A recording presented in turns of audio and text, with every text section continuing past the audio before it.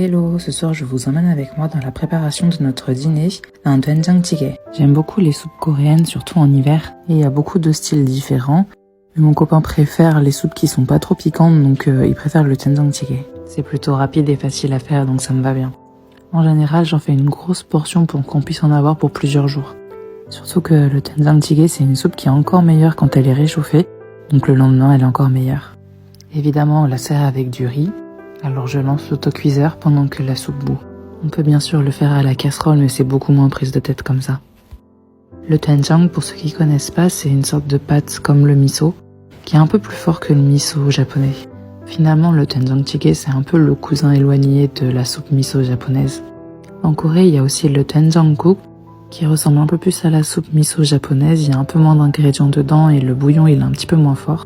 On le sert souvent en accompagnement d'un plat principal, alors que le doenjang jjigae peut être un plat principal aussi bien qu'un accompagnement.